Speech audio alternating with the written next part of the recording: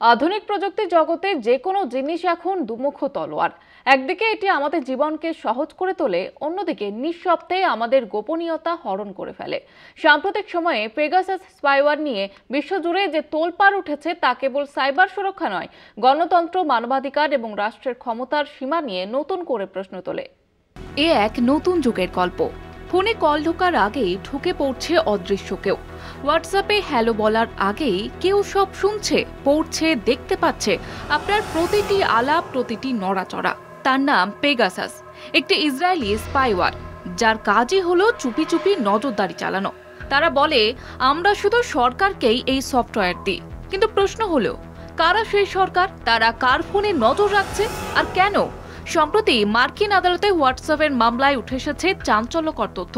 2019 সালে এনএসও গ্রুপের তৈরি এই স্পাইওয়্যার 51টি দেশের 1223 জন ব্যক্তির মোবাইলে ঢুকে পড়েছিল, যার মধ্যে 100 জন ভারতীয়। সংখ্যার বিচারে মেক্সিকোর পরে ভারতের দ্বিতীয় সর্বাধিক ক্ষতিগ্রস্ত দেশ। ভুক্তভোগীদের মধ্যে ছিলেন সাংবাদিক, আইনজীবী, মানবাধিকার কর্মী, রাজনীতিবিদ ও সমাজকর্মীরা। এনএসও দাবি করেছে তারা শুধু সরকারি সংস্থাকে পেগাসাস বিক্রি করে, অর্থাৎ রাষ্ট্র নিজেই যদি নাগরিকদের উপরে নজর রাখে তাহলে প্রশ্ন ওঠে ব্যক্তিগত স্বাধীনতা কোথায়? ভারতে এই অভিযোগ প্রকাশ্যে আসার পর সুপ্রিম কোর্ট একটি প্রযুক্তি কমিটি গঠন করেছিল, যেটি সরকারকে সহযোগিতার অনুরোধ জানালেও পর্যাপ্ত সহযোগিতা মেলেনি। কমিটি 2022 সালে জানিয়েছিল যে পরীক্ষিত কিছু ডিভাইসে ম্যালওয়্যার পাওয়া গিয়েছে, কিন্তু পেগাসাস কিনা তা নিশ্চিত করা হয়নি। রিপোর্ট আজও গোপন। আন্তর্জাতিকভাবে এনএসওর বিরুদ্ধে বড় পদক্ষেপ নিয়েছে হোয়াটসঅ্যাপ এবং ডিসেম্বর 2024-এ আদালত তাদের দায়ী বলেও ঘোষণা করেছে।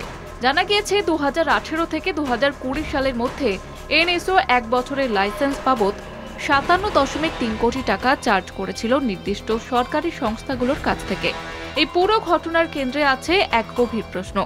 একটি গণতান্ত্রিক দেশের সরকার যদি নিজের নাগরিকদের উপরে গোপনে নজরদারি চালায়, তবে সেই রাষ্ট্রের মৌলিক অধিকার কোথায় দাঁড়িয়ে? পেগাসাস কাণ্ড শুধুমাত্র একটি প্রযুক্তিগত বিতর্ক নয়, এটি নাগরিক অধিকার, নৈতিকতা এবং গণতন্ত্রের ভবিষ্যতের প্রশ্ন। তাই প্রয়োজন একটি পূর্ণ, স্বচ্ছ তদন্ত। রাজনৈতিক স্বার্থের ঊর্ধ্বে উঠে সরকারকে বুঝতে হবে প্রযুক্তি যতই উন্নত হোক, নাগরিকের স্বাধীনতা তার চেয়েও বেশি মূল্যবান। কলকাতা টিভি।